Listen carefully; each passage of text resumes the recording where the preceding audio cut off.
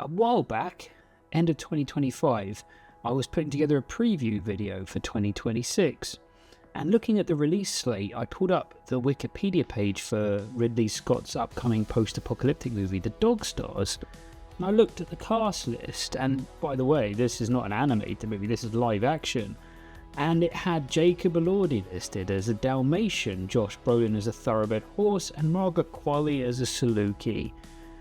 For 5 glorious minutes, I believe Ridley Scott was making a $100 million live-action post-apocalyptic acid trip. It was the boldest, most deranged cinematic swing I'd ever heard of. But of course it was just Wikipedia vandalism. The entry got corrected. Whatever Ridley actually delivers will never, ever live up to the cinematic masterpiece of Josh Brolin galloping through the wasteland. That specific kind of disappointment, it's got me thinking, yeah, a dangerous thing I know, but it's got me thinking about the real cinematic tragedies, the movies we were actually promised by visionary directors right before the traditional studio system completely lost its nerve. Whoa! Getting old sucks.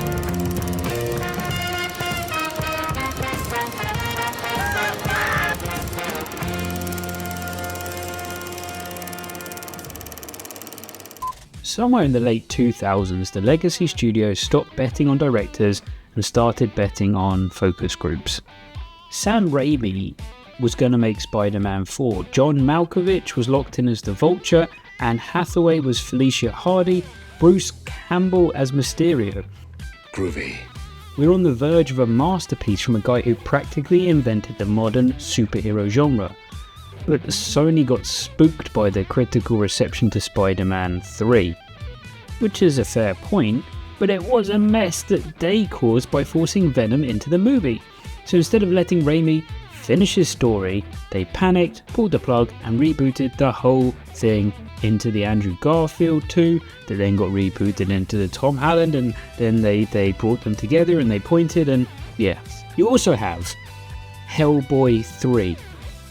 Guillermo del Toro and Ron Perlman campaigned for this for years. It was teed up to be an apocalyptic, practical effects heavy conclusion to the trilogy that was made with actual soul. Instead, the studio looked at the price tag, decided it was cheaper to reboot it with David Harbour, and they gave us a muddy 2019 cash grab that absolutely nobody asked for. It's the ultimate example of a studio valuing the IP over the artists who made the IP beloved in the first place. Look, sometimes it's not just studio panic, it's catastrophic timing. Right before the MCU changed the industry forever, George Miller, the maniac behind the Mad Max films, he was weeks away from shooting a Justice League movie, Justice League Mortal. It was going to be a grimy, practical effects heavy DC epic. Costumes were built, sets were ready in Australia. But the 2007 writer's strike and then shifting tax rebates just killed it, and we got the Snyderverse instead. Why did you say that then? What about glorious accidents? Neil Blomkamp's Halo was due to be made. Peter Jackson was producing. The Weta Workshop built the physical Needlers and Warhogs. The test footage was grounded and gritty, but Universal and Fox played chicken over the budget until the whole thing collapsed. But that silver lining came out of the ashes. Blomkamp took that exact same aesthetic and gave us District 9, which was an unheralded cinematic experience when that came out. And then he made Chappie, and then he made Elysium, and yeah. Look, I gotta be fair, sometimes the studios aren't the villains, sometimes the directors just fumble the bag. Quentin Tarantino, you heard of him?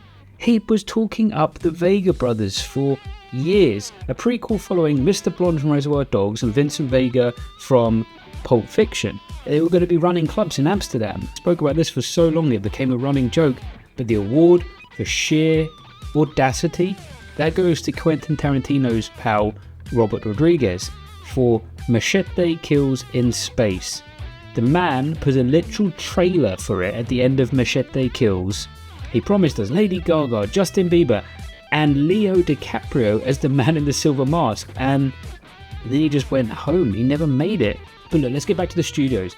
If you want to pinpoint exactly where the traditional system broke and what came after, let's take another look at Guillermo del Toro. He had a film in pre-production at the Mountains of Madness. He had the script, he had ILM creature designs, Tom Cruise ready to star in a $150 million hard R adaptation of a H.P. Lovecraft source material. But Universal looked at a guaranteed monster movie masterpiece from a visual director and killed it at the 11th hour. They were terrified of the hard R rating. They wanted PG-13 tentpole to sell toys. But here's the punchline. The money for these wild cinematic swings didn't disappear. It just moved. The legacy studios won't give Del Toro a dime to take a real risk, but Netflix? Hey, season of the auteur, Netflix handed in the budget to make his lifelong passion project, Frankenstein. No panic studio notes about setting up a dark universe, just pure cinema funded by tech money. The legacy studios didn't just lose their nerve, they lost the artists, and where does that leave them? It leaves them trying to build IPs. Sony's desperately trying to build a cinematic universe out of Spider-Man's C-list rogues gallery, the Sinister Six, but not actually including Spider-Man. They've been teasing this for a decade, and what's it culminated in?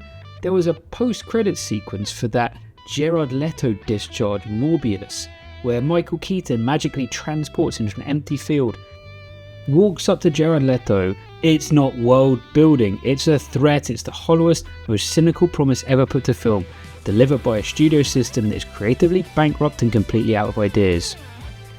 Thanks for meeting me, Doc. I've been reading about you. I'm listening. I'm not sure how I got here.